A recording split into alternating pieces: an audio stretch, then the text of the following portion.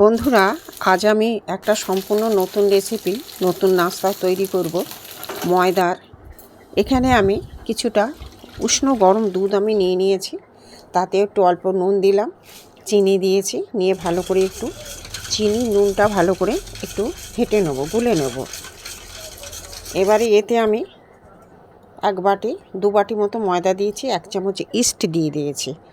2 বাটি ময়দা দিলাম, ইস্ট দিলাম, দিয়ে ভালো করে একটু নরম করে মাখতে হবে। এই যে নরম তলতলে হয়েছে, এবার আমি কিছুক্ষণ একটু ঢাকা দিয়ে রেখে দেবো, রেস্টে রেখে দেবো। এবার রেস্টে রাখা হয়ে গেছে, আধ ঘন্টার মতো ছিল। এবার আমি এতটাই যে হাতে দেওয়া আছে, দুটো হাতে তেল মাখিয়ে নিয়েছি, নিয়ে আমি ভালো করে আর একটুখানি ভালো করে মেখে নেব। বন্ধুরা, এই নতুন নাস্তা কিন্তু খুব খেতে ভালো লাগে, পুরো পাউরুটির মতো।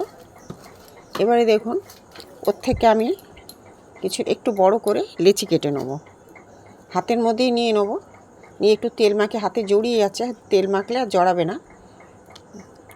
দেখুন, এই রকম একটু প্লেন করে নিয়ে ভালো করে সুন্দর করে হাতের মধ্যে নিয়ে এইভাবে আমি করে নিয়েছি, নিয়ে একটা জায়গায় রেখে দিলাম থালায়। সব কটা হয়ে গেছে। এখানে জল আগে থেকে আমি বসিয়ে রেখে জলটা ফুটছে, জলের মধ্যে আমি সব চারটে হয়েছিল, আমি জলের মধ্যে আমি কিছুক্ষণ 15 থেকে 20 মিনিট পর্যন্ত সেদ্ধ করে নেব। হয়ে গেছে।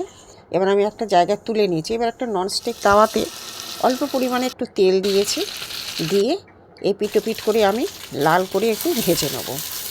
বন্ধুরা, বিকেলের নাস্তা কিংবা সকালের জলখাবারের খুব ভালো লাগবে। করে দেখুন বন্ধুরা, এইভাবে একবার করে দেখবেন, পাউরুটির মতনই খেতে।